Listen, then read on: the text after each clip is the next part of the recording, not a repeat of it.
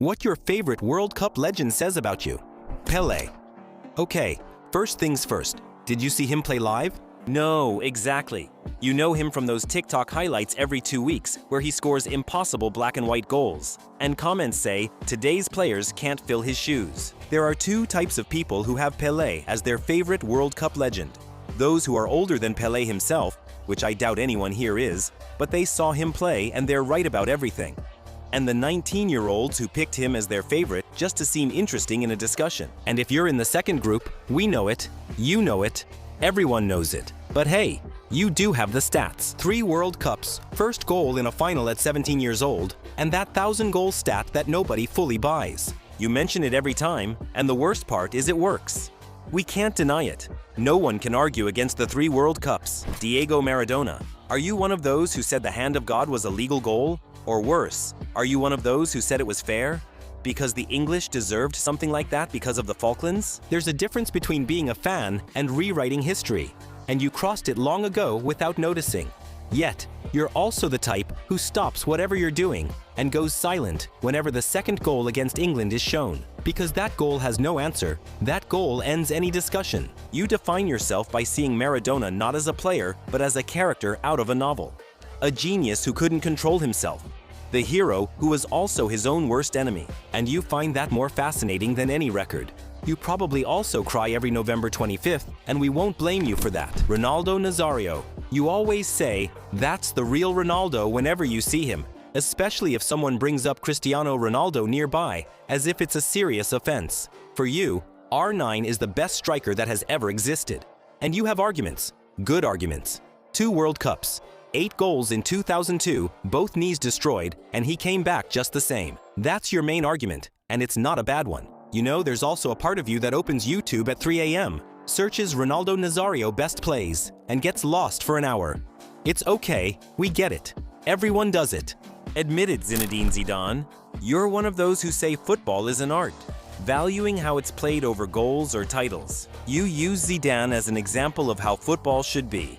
Very nice and elegant, until someone brings up Zidane headbutting Materazzi in the 2006 final. And you have a ready answer that justifies it all. Did Materazzi insult Zidane's sister? Was Zidane simply human? Does a red card not define him? Even if all that's true, he still headbutted someone in his final match. You'd defend him even if he headbutted the referee. Honestly, I think he could kill someone, and there's still a 10% chance you'd defend him.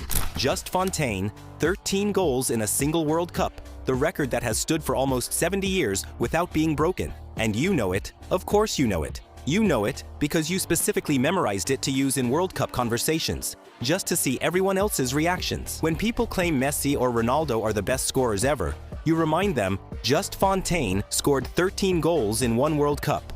And Zidane, he doesn't know football at all. Someone who knows football history, which is mostly useless, can suddenly seem like the smartest person in the room.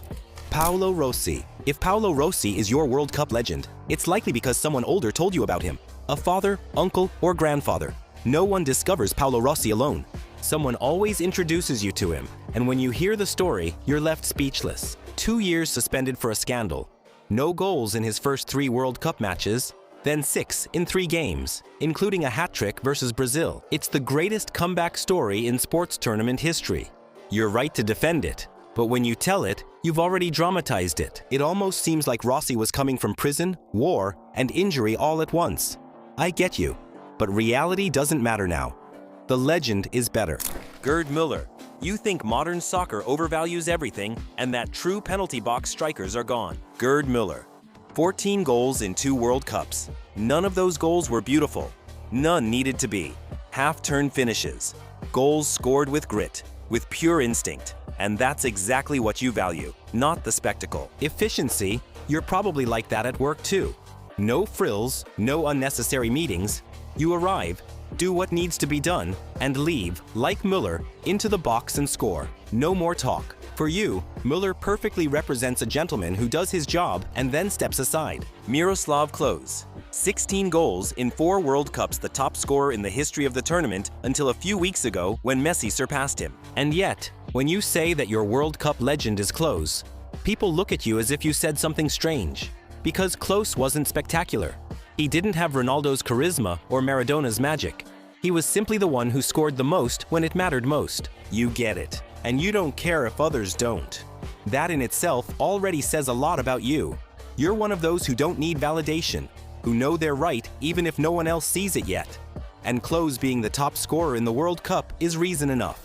Roger Milla. If your legend is Roger Milla, you're the easiest person to love on this list. 38 years old, 4 goals the dance at the corner flag, Cameroon reaching the quarterfinals, eliminating Argentina. There's nothing dark about this choice. No debate, no hand of God, no headbutting, just an older gentleman who came out of retirement, scored 4 World Cup goals, and danced at the corner flag each time. Yours is simple. You like stories where people enjoy what they do, where merit is obvious and doesn't need explanation. Eusebio, 9 goals in the 1966 England World Cup Portugal in the semi-finals for the first and only time in their history, and Eusebio crying at the end because they lost to the host. If your World Cup legend is about the national team, Eusebio, there are exactly 2 options. You're Portuguese, and this is a cultural obligation, which is completely valid, or you're one of those who actively seek out the great players that history forgot and rescue them as if it were a personal mission. If you're the second type, you're the most interesting in any football conversation. Kylian Mbappé. He won the World Cup at 19, scored a hat-trick in the 2022 final, and still France lost that final on penalties. If Mbappé is your legend, you're young and watch football with true excitement, not the cynicism older fans develop. You likely favored Cristiano Ronaldo before, and your preference shifted over time. One day you realized that Mbappé was faster, then that he was younger, then that he won the World Cup at 19, and just like that, the switch was complete.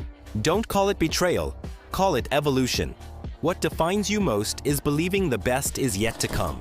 If Andres Iniesta is your World Cup legend, you're likely one of the quietest in your group, not saying much. You also have a very particular relationship with moments of pressure.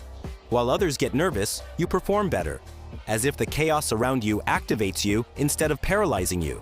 Just like Iniesta in the 116th minute. One thing that especially bothers you is when people fail to appreciate players who aren't flashy, don't celebrate excessively, or seek attention. People think you're not doing anything important, especially since louder people often get credit for things you've been quietly doing for a long time.